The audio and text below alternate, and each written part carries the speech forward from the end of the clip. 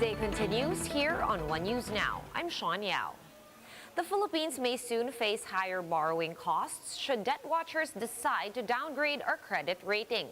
However, the Finance Department says the impact will just be temporary as the economy is now on track to recovery.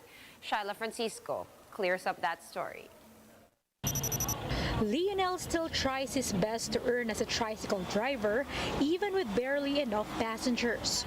But he admits that sometimes he has to rely on loans and financial aid from the government to survive. Malaking bagay yun, ma'am, kasi tulad nga nun, pandemic, walang trabaho. Nagkaroon kami ng panggastos namin habang nasa bahay lang. Tsaka ito, yung pandagdag, pagkain, panggastos, ganyan, pambayad ng kuryente, ilaw, bahay, ganyan. But government funds may be put at risk after Fitch Ratings revised its credit outlook for the Philippines from stable to negative amid the prolonged impact of the health crisis to the economy and credit profile. The debt watcher says loan levels and government spending for economic recovery will be the key considerations. A credit rating downgrade could mean higher interest rates, which could lower government funds. This could also affect programs against COVID-19, including the procurement of vaccines.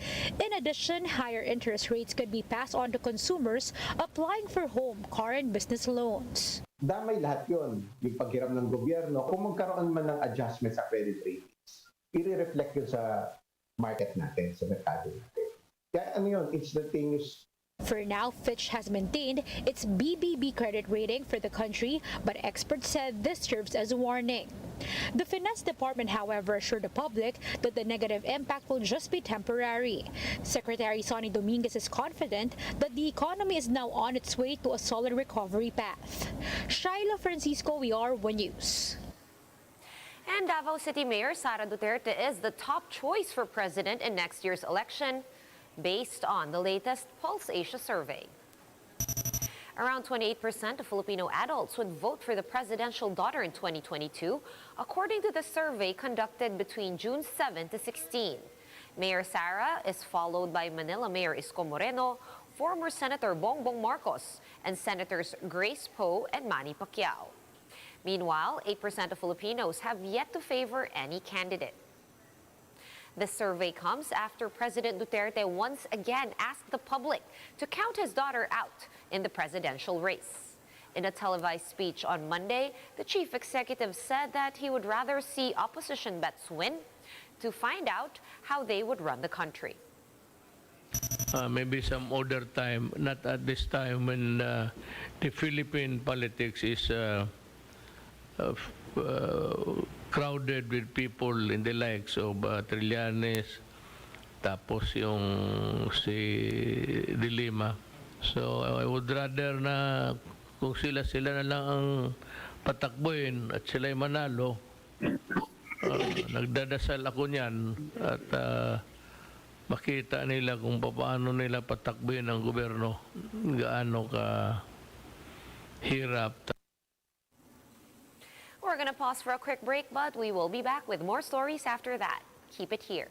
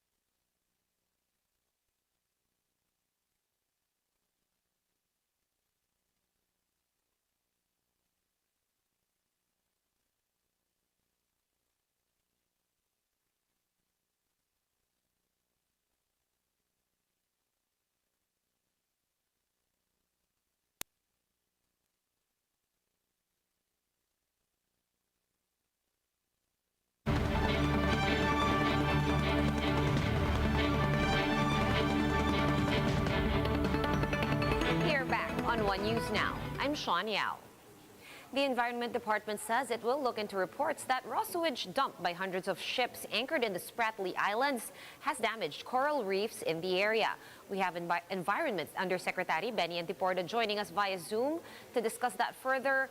Yusek, what do we know so far about this supposed improper waste disposal in the West Philippine Sea? Have you actually received confirmations? Because we understand that report was actually erroneous, and the photo that was circulating on social media was actually of the Great Barrier Reef down in Australia. Well, basically, as of now, we're trying to coordinate with our Department of National Defense, where they have access on this, and at the same time with the Philippine Coast Guard, who has the jurisdiction on the environmental matters when it comes to the open sea, and especially here in the West Philippine Sea. We will also be coordinating with the interagency task force that's looking after this West Philippine Sea issue. Now, on the said disposal of human waste in the said area, well, of course, since we in the DNR is taking care of our biodiversity, that's why we're looking into this also. But sad to say, the pictures that came out seems like it's not actually from West Philippine Sea. There's also this statement coming from our defense that it is the barrier reef in Australia. So again, we will check into it again and try to see whatever we can do. If indeed it is true, we will also coordinate with our DFA if in case that this is a real allegation or a real disposal of this human waste. We will be forced to get the attention of the Chinese government on this, of course, through our DFA. No, but again, since there's a story already came up saying that this is erroneous.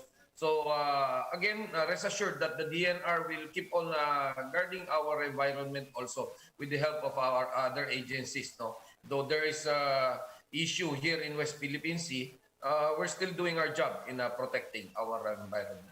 Right, sir, while we're on the topic, while that matter might be erroneous, were there any other observed damages to our biodiversity and our natural resources in that area because of all the activities by Chinese fishermen or militia?